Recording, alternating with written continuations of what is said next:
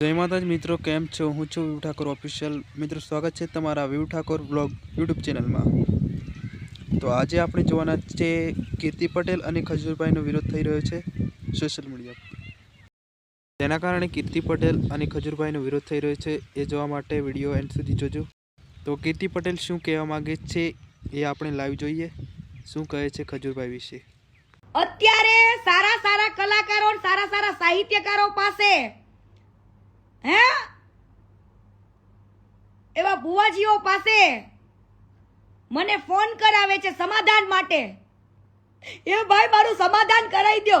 તો તું પબ્લિકને કેવું ખોટો છું એમ? તું તારી સ્ટોરીઓ મૂકીને તો એવું જતાવેશ કે મને કઈ ફેર નથી પડતો, તો સમાધાનના ફોન કેમ? એક એક રેકોર્ડિંગ છે સમાધાન વાળાના અને નામચીન માણસના. જોઈ નામચીન માણસ ન ફરી શકે બકા. નામચીન માણસ ન ફરી શકે કેમ કે મને ફોન આવ્યા છે, સમાધાનનું કીધું છે, પણ મેં એમને સાદી ને સિમ્પલ ભાષામાં સમજાવી દીધું. સમાધાન કોઈ ઝઘડાનું હોય, જે ગામ સાથે ખોટું કરતો હોય, ગામના પૈસા લઈ લેતો હોય અને ગામમાં એમ કહેતો હોય કે આ બધા પૈસા મારા છે, હું વાપરું છું, તો એ ખોટું છે. એટલે આનું સમાધાન ન હોય.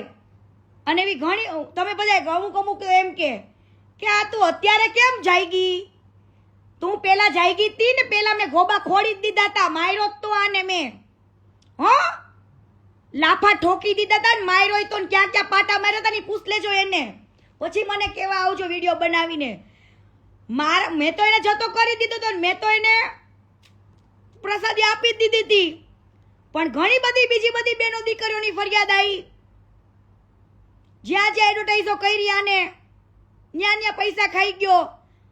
એડવર્ટાઈઝ કરવા જાય, ભાગીદારી માંગીને એડવર્ટાઈઝ કરે ને પછી પાછા આમાંથી અવડો હાલે એટલે સામે વાળો તો પછી પાછા પર્સન્ટેજ વધારી દે. એટલે કોઈ પણ જગ્યાએ આને એડવર્ટાઈઝ લેવાની, પાર્ટનરશિપ માંગવાની અને પછી આગળ જતા પર્સન્ટેજ વધારે માંગવાના, આ આનો રૂલ્સ છે. પેલા ફાસ્ટેગ સાયકલ વાળા હારે કર્યું, કાવેરી ગોળ વાળા હારે કર્યું, અન્નપૂર્ણા ઓઇલ વાળા હારે કર્યું. બધી જગ્યાએ આ ભાગીદારી માંગીને આગળ જતા પેલા માર્કેટિંગ હારું એવું કરે અને પછી જેને પૈસા રોક્યા હોય, જેનો ધંધો હોય, એને સાઈડ કરીને આ ભાઈને માલિક બનવું છે. અને અમેરિકા, દુબઈ, ઓસ્ટ્રેલિયા બધેથી ફંડ લઈને માર્કેટમાં અહીંયા આગળ એવું કેવું છે કે હું મારી કમાણીમાંથી 99% માંગુ છું, એટલે વાપરું છું 99%. જો શબ્દ નીકળી ગયો, જોયું? સાચો શબ્દ નીકળી ગયો. 99% માંગે છે ને 1% જેનો વાપરે છે. ઊંધું છે ભાઈ, ઊંધું. અહીંયા આગળ અત્યાર સુધીમાં માની લ્યો ઈ એમ કે છે કે 345 ઘર મેં બનાવ્યા. હું એમ કહું છું કે 3-3.5 લાખ 4 લાખ રૂપિયામાં ઘર રેડી થાય, પણ ના, આ ભાઈ એમ કે છે 10 લાખ રૂપિયામાં રેડી થાય છે.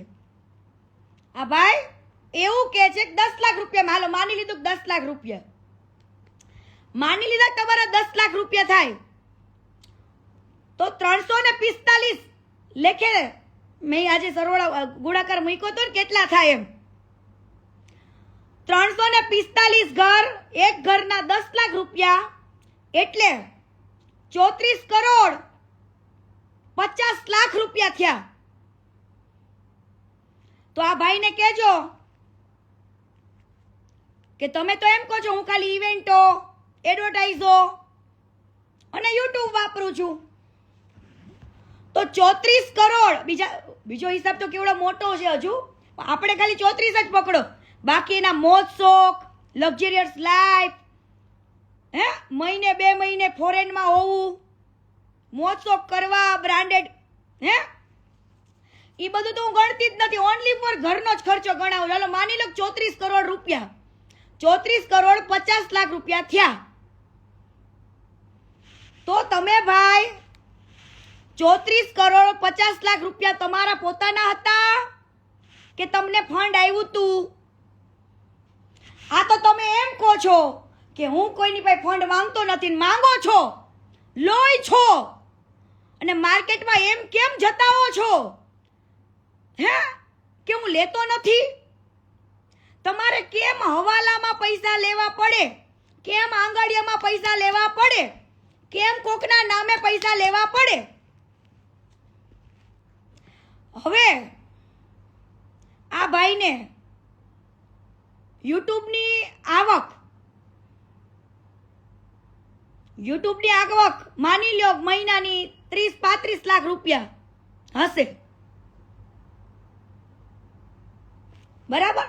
ઈ ભાઈ તો એમ કહે છે કે હું એટલા પૈસા વાપરી નાખું છું કે મારે વાહે 530 રૂપિયા જ વધે એટલું જ બેલેન્સ હોય છે ક્યારેક તો હે ક્યારેક તો મારા અકાઉન્ટમાં પૈસા નથી હોતા. હમણાં કે 534 રૂપિયા જ પડ્યા હતા. તો મારે એ પૂછવું છે કે તમે જો તમારું બધું જ દાન કરી દેતા હોય, જે માણસ પોતાનું બધું જ દાન કરી શકતા હોય ને એ ક્યારે મોજ શોખ ન કરતા હોય તારા જેવા લક્ઝરિયસ.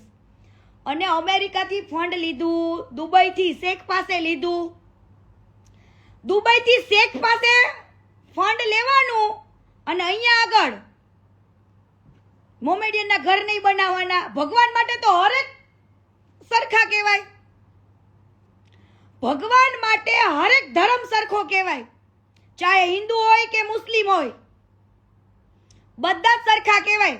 તમારે દુબઈના શેખ પાસેથી અહીંયા કણે ફંડ લાવવું છે અને અહીંયા આગળ તમે એમ કહો છો કે હું વાપરું છું, ક્યારેક તો કયો.